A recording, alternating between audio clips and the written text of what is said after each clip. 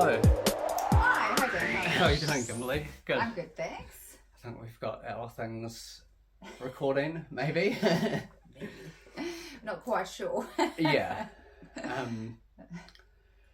So what are we here to talk about? Well, we're going to talk about health and wellness, and of course ADHD, and also how to stay fit as you age and through all these different things. So I think really my background is sports science. I'm a chiropractor and athletics. Very pro athletics and fitness in general, and how they can help everybody, not just professional athletes or elite athletes, and how they can calm you down and pick you up and take out your stress. So how do you manage your sort of daily life there, Dan? Kind of just winging it from one thing to the next, I guess, and keeping myself busy. So Dan, Dan did work with me a little bit, and not quite sure if he's following the guidelines I set out for. Oh look, I really did for a while, but I think I'm in a much better place than I was when I met you a year ago. Yeah, was a year. Goodness. It's got to be very close to a year. Yeah. So I came and spoke to Kimberly for a bit of life coaching stuff, and to try and, I guess, prioritize things after a breakup and moving and all sorts of things and work stuff. And yeah, Kimberly really helped me sort of get things back on track and prioritize and see the important things and look after myself a bit better, which was really good. Definitely something I think the ADHD community can gain something from. Absolutely. So yeah.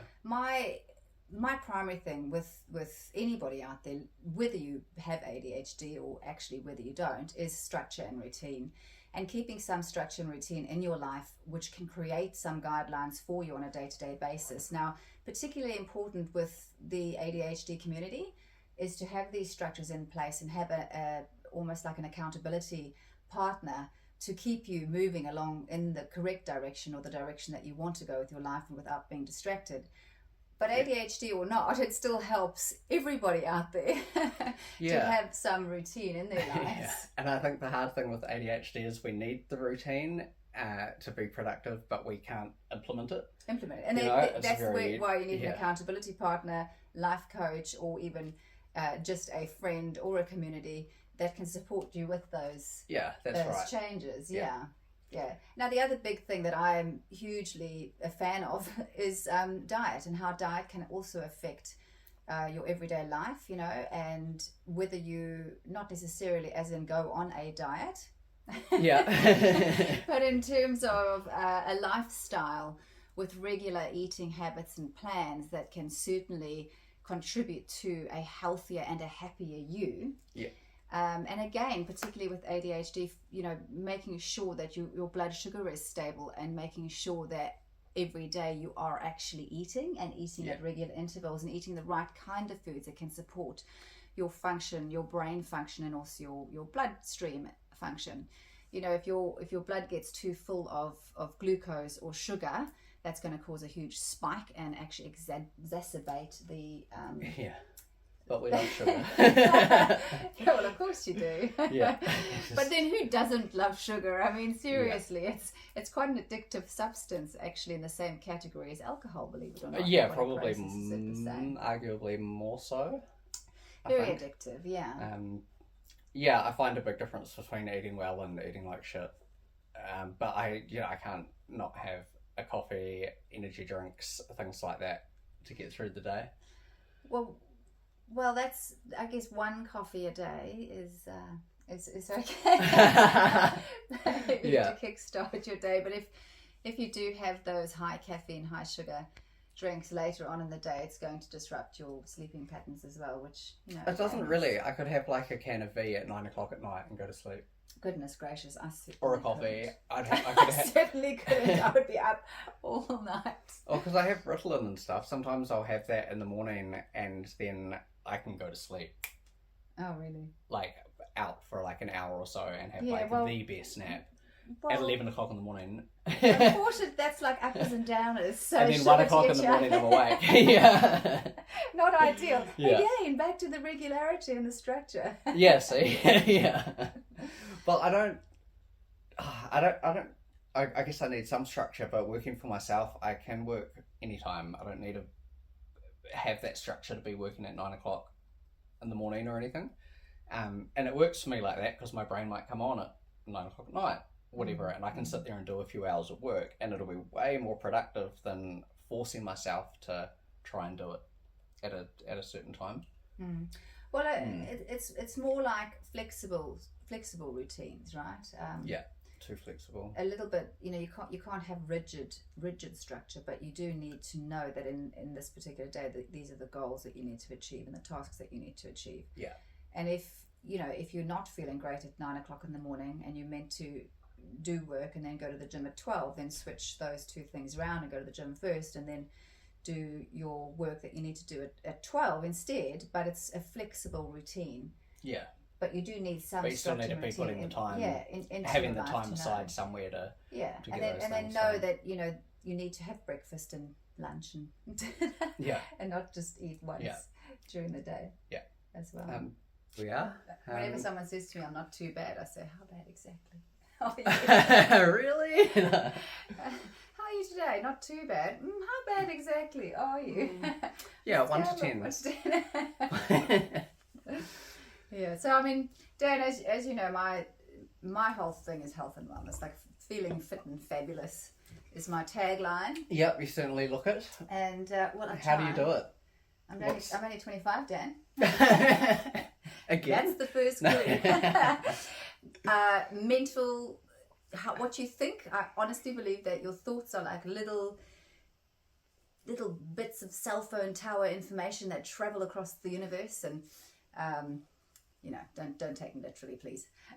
Yeah. But how you think and it has a big reflection in how you present yourself. So one thing I notice as people get older, is particularly when they turn those what they consider to be big ages, 40, 50, 60, and they think, oh my God, I am getting old. And then within a very short space of time, they actually start to look old. I don't know if you've noticed that. Well, you've not turned any of those yet. No, of course not. I'm 25. So if you start to look at people and they go, oh my God, I just turned 50. I'm feeling old. I'm getting old. And they have this bit of a shocked look on their face. You can see within the next 3 to 4 years, they start to then reflect looking old. And I think a big thing is to think yourself young. So I belong to the athletics club at the Millennium with my 9-year-old daughter, Summer. And I am training the kids and running, and they've now convinced me to enter the Masters. Now, anywhere over 35 is the Masters. Just so you know. 25. So, cough, choke. But she's 9, so I kind of have to now go to 35 instead of 25. Yeah. It's a bit awkward otherwise. It's a little awkward. So... If you do the maths on that, that's a little bit strange. It's a little awkward. So I'm happy to take the 35, but at no point have I ever thought, oh my goodness, I'm getting old, like I can't do that anymore, or it's, I can't do that because this thing. On the opposite, I almost take it as a challenge. Yeah. I wonder how fast I can run the 400 meters in, and then go with that. But obviously the thinking process, the mental side of it, no matter what you do or who you are, is huge. And I'm not underrating mental difficulties or mental health at all. I think that people that are struggling with their mental health need to get the appropriate assistance, the appropriate counselling and psychology for sure. It plays a massive role in health and wellness. Yeah. Massive. Yeah, I think the belief thing really makes a big difference, and it's almost in the same day you'd notice it, if you wake up and start to think more positively about things, or even start to envision yourself already at your goal, like getting into your Ferrari or whatever it may be, like things even that day will sort of start to fall into place. It's really amazing how powerful it is. Look, the reality about life is I came over to New Zealand when I was a teenager from South Africa. You probably hear the twang. And it was tough. I had no family, no friends. I'd never been here. And believe it or not, there was no social media.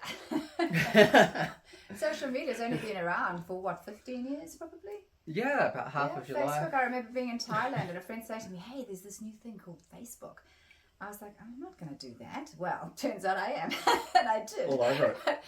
But At the time, we think you went on there and played some gardening game back then when it first came out. It wasn't really, it's grown hugely, but currently the young people, the tweens and the teenagers and the, what do you call them? They're Gen on TikTok, X. aren't they? I don't know.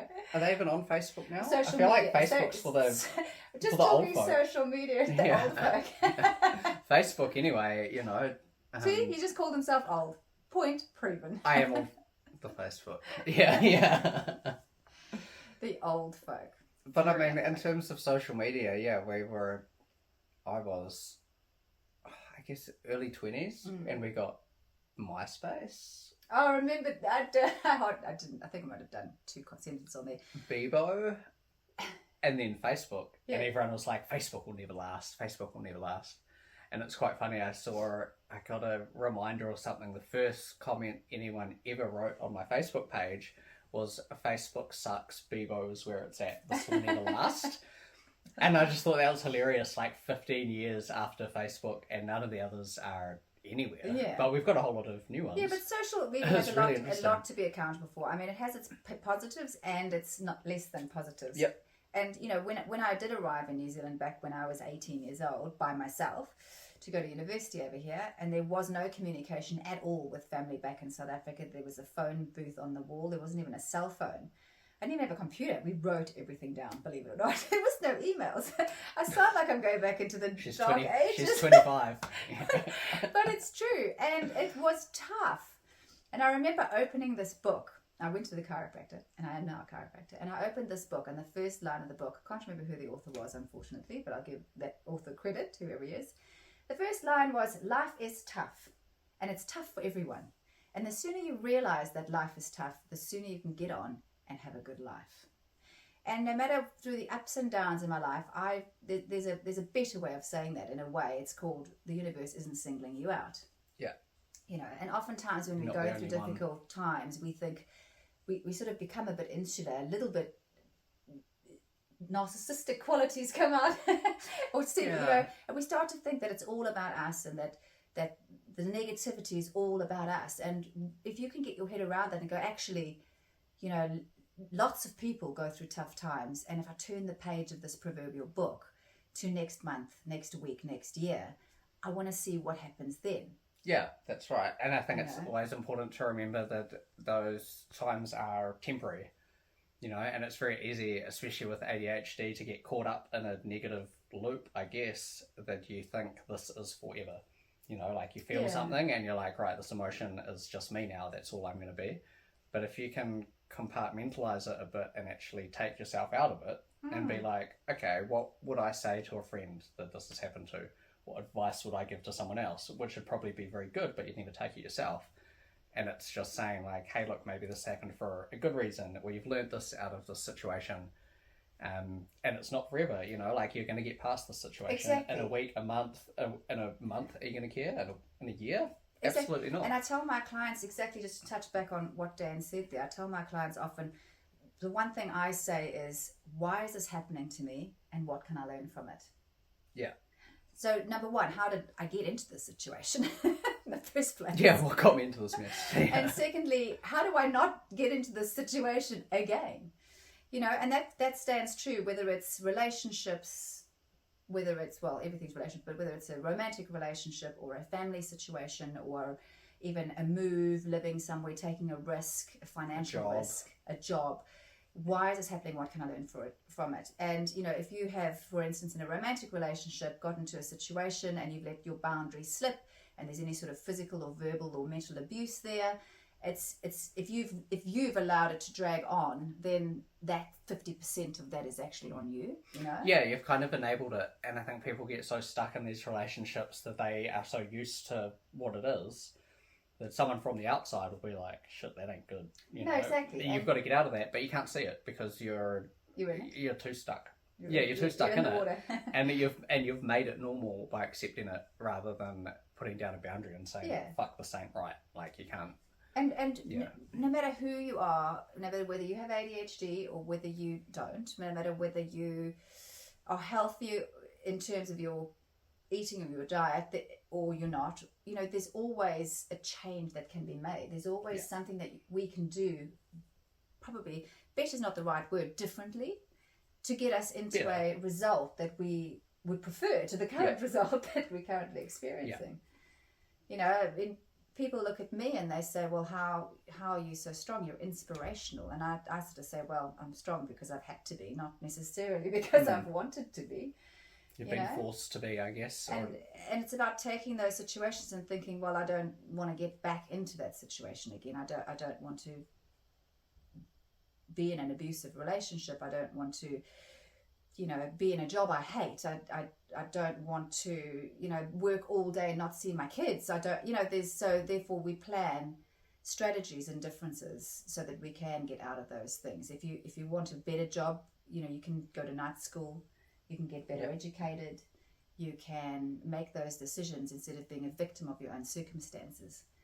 And I think that's really important. I mean, Dan, proud of Dan as one of my clients for taking the negative or the perceived negative situations that have occurred over the last 6 months and spinning it around and taking a step towards a brighter future. 6 months. It's really been a couple years.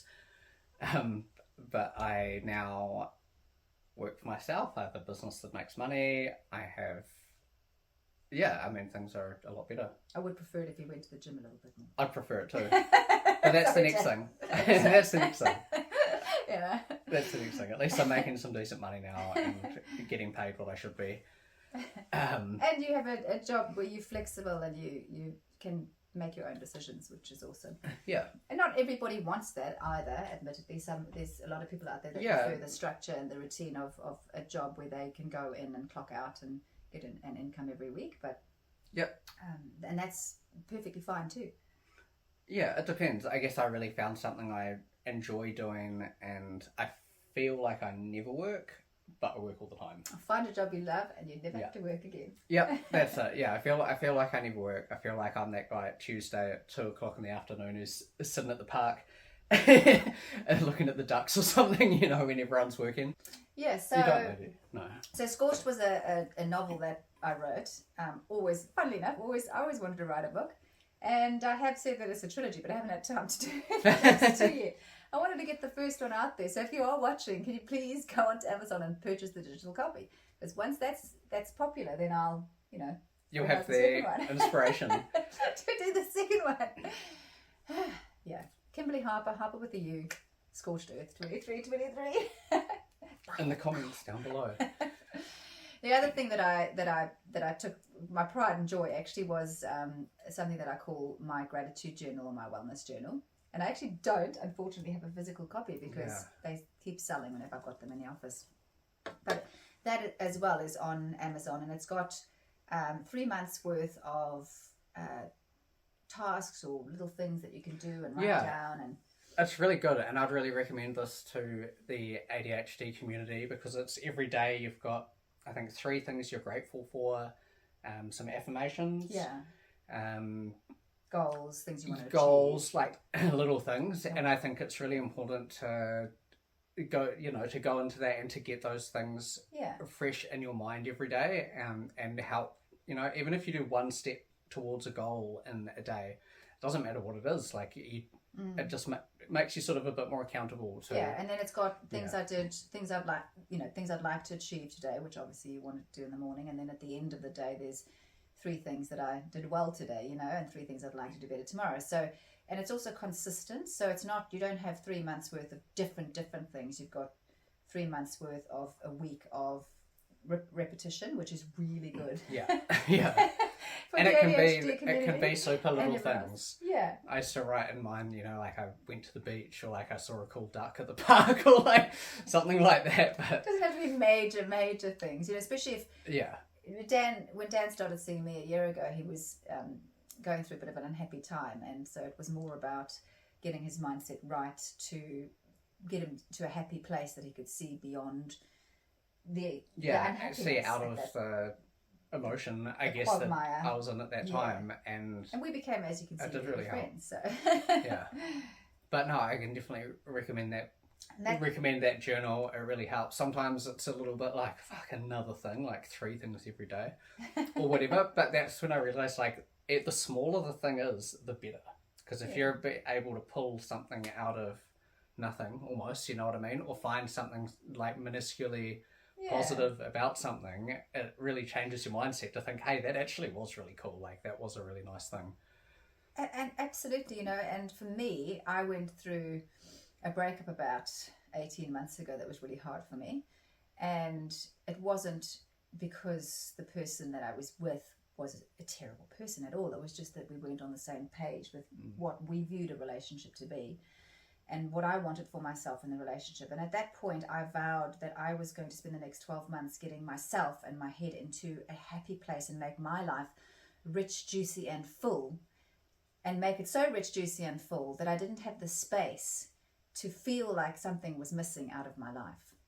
And that's a great place to be, because then you don't rely on a toxic relationship or an unhappy relationship to fill the gaps.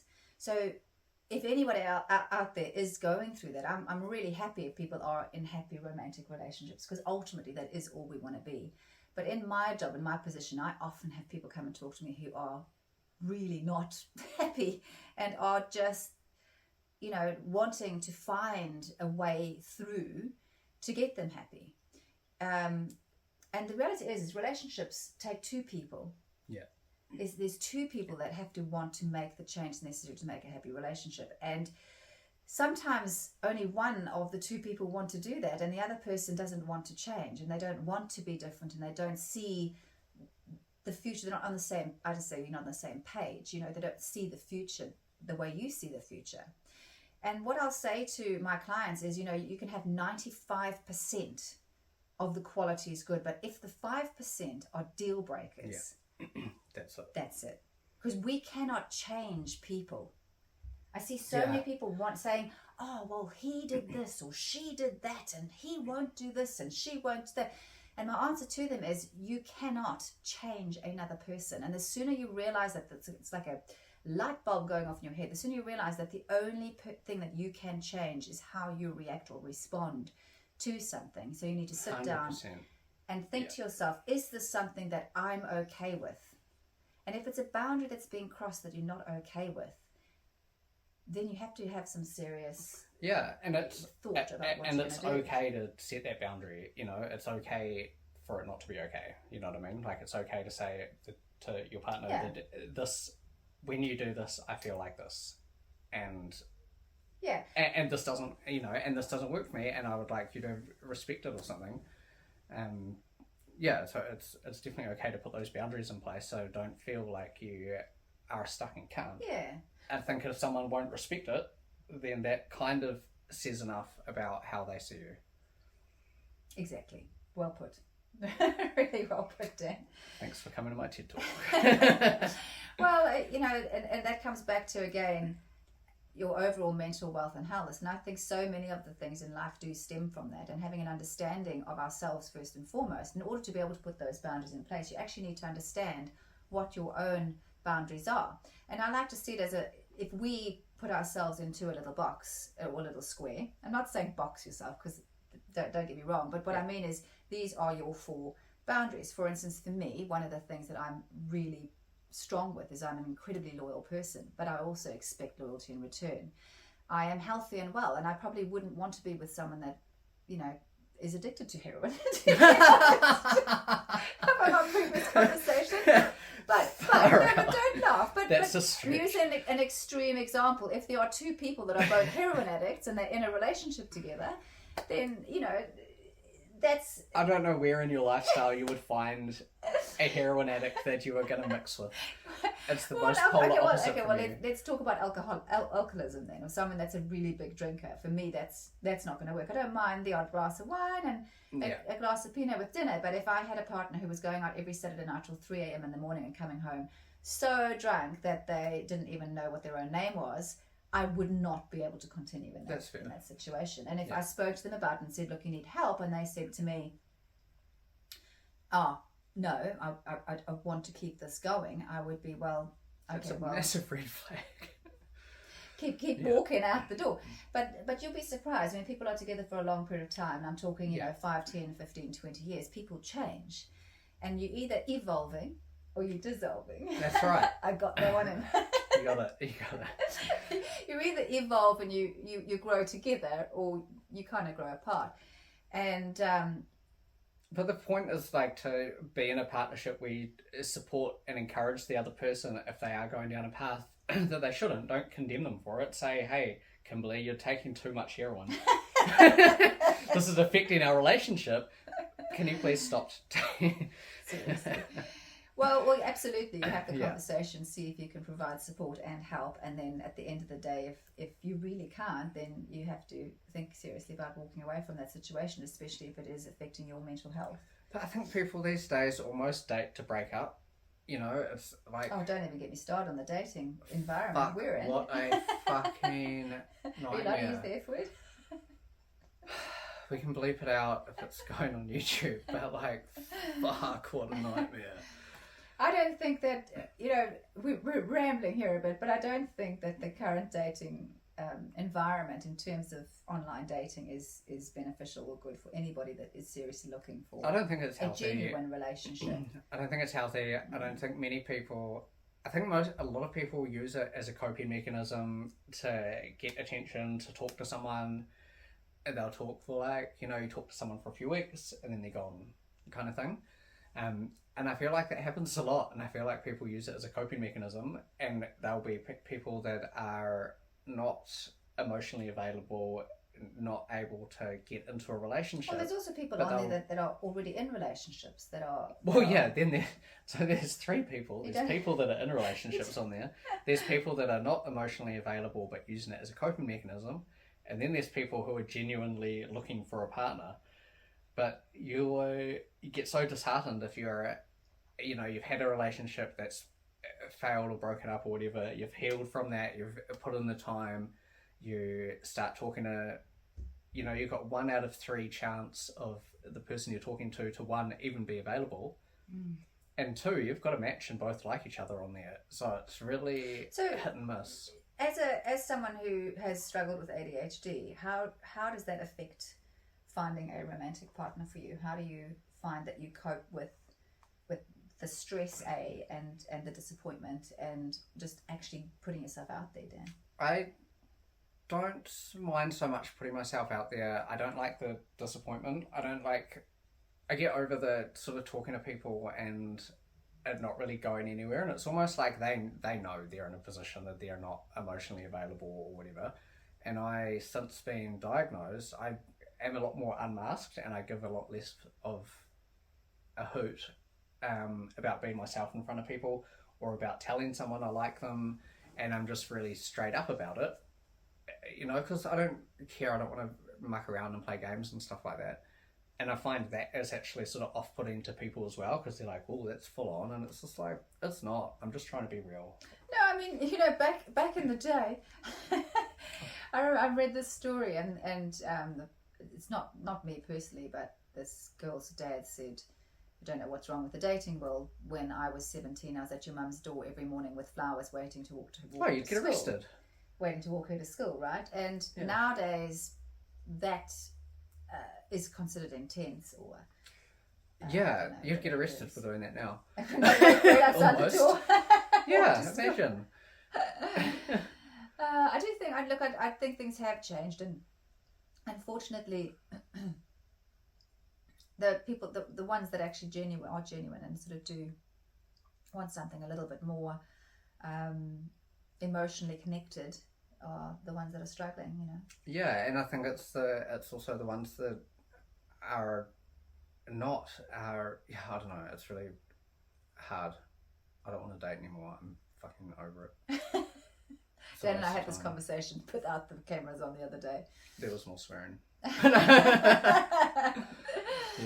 It's too hard. I just feel like the first step is, as I said before, is you've got to get yourself 100% happy with your life as it is as a single person. Because if you happen to be single for the rest of your life, imagine spending the rest of your life unhappy.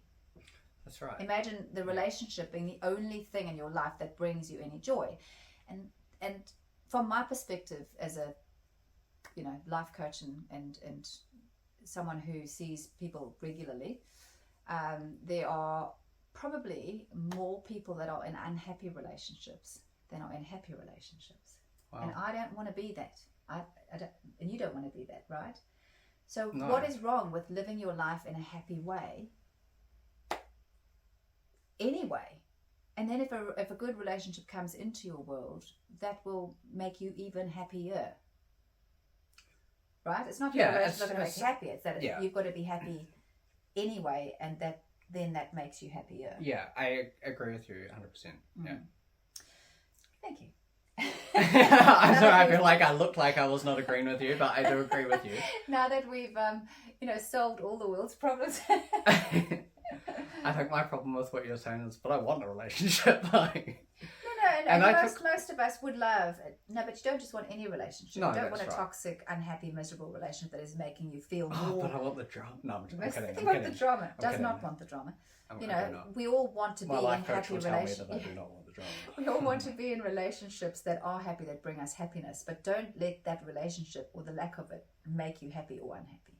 That's Yeah, a relationship should be two people that are adding to each other's lives, not making each other's lives. And any relationship is give and take. I had this conversation with my 9-year-old daughter the other day when I said to her, Summer, darling, I love you, but I'm not your slave. I said, any relationship, whether it's with your mom or whether it's with friends or whether it's later on when you have a partner, is give and take. And which she will never have. It has to be. No, she will, hopefully. It's got to be give and take. One person cannot be doing the giving and the other taking. You have to have someone that's thoughtful in return. Otherwise, it's just a recipe for failure. Yeah. And communication. Fucking talk about things. Like, it's not that hard. Even if things are not good things, like, talk about them, they'll become good things rather than let them, But again, boundaries, if someone is overstepping your boundary, then it doesn't matter if 95% of the things, for example, as I was saying before, loyalty, being in a relationship with someone that is trustworthy and not also being in relationships with other people at the same time is very important to me. Someone that's not on a dating app. So for me, I'm only talking about myself, is I need to be in a one-on-one relationship. I look out there at the moment and my eyebrows shoot up into my hairline because there are people out there that are, open relationships or have a third party that's a part of their relationship. And I don't know how that ever works. How many people do this? Apparently quite a lot. Okay. Not for me. But that's not to say that those people that makes them happy and they're agreed on it, that doesn't make them wrong in their world. But for me, it wouldn't work. Yeah, it wouldn't work for me either. But again, that's fine. I respect anyone who wants to get into that, I guess. I feel like I'm too old for that. Be surprised. I'm sure I would be more than surprised. Yeah, I don't know how we got into that topic. Anyway, and again, we were talking about, alcoholism or something like that, and you just got to make sure that you know yourself well enough to know where your boundaries are, and don't let someone push your boundaries. Physical abuse is another one of mine. Verbal abuse, calling someone names, never been a part of that. Don't agree with that. So if anyone out there is calling names, whether it's online, text, or verbally, don't do that. That's not very kind. No, it's not. Change that. It's not. That's another thing. I think the online world has changed so much, especially for kids. So much easier to be mean online. It's so much easier. I'm like, what? To be mean online. On what side of the fence? It's just, don't do that. Don't do that. To check that people delete the comments under this podcast. Yeah. 1,500 deleted comments. Be kind. Be a kind person. Yeah, I had a friend say something to me the other day that was quite alarming. He was saying it sucks for kids these days because they go to school and something happens and they get bullied. And it doesn't stop at 3 o'clock because they're all online. So, that kid's fielding things through their I've got TikTok or whatever. To touch on that topic, which is bullying. Personally, I do not understand why it would make someone feel good to make someone else feel bad. I don't get it. I don't get it. Yeah, I don't we get it. should be building each other up, not breaking Yeah. each other down.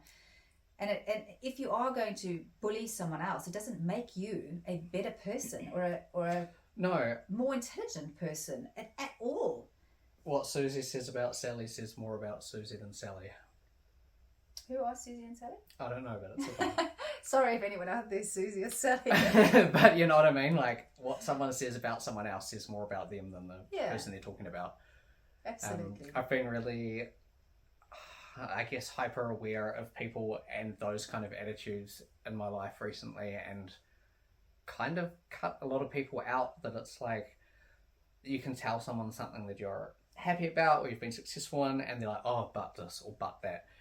Rather than, oh, hey man, oh, that's awesome, like, I hope it works for you, or I'm just more like, how did you do that? Adding the encouragement, rather than people that you're like, oh, I've got this crazy idea, and they're like, oh, that'll never work.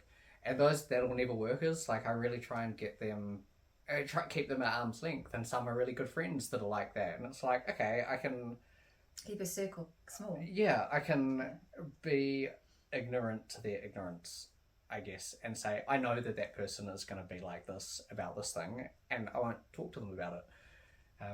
And that's fine, that's who they are, but I think it's very important to be careful about who is close in your life and what kind of feedback they're giving you.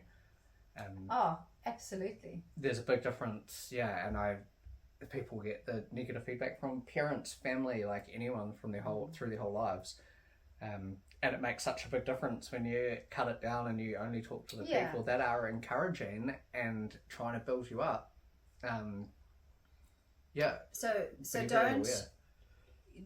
don't take someone else's success as an indication that you failed. No. Take someone else's success as an inspiration that you can achieve the same thing, because at the end of the day, we're all human and we all can achieve in our own way, you know. And people's ideas of success or achievement will be different. Absolutely. Yeah, not everyone wants the same thing. Absolutely. You know, but also success can look differently. It can be financial success. It can be being a fabulous parent. It can be all your certificates on the wall. That's just education. Which has made you successful. Yeah. You know, someone might just want to have a PhD and work at a university and teach other people about science. I mean, that's quite good. That doesn't mean they're going to be paid $1 million a year, I can assure you that. No, but that $1 million a year isn't success for everyone. No, that's my point. So success doesn't need to look the same for you as for someone else, you know.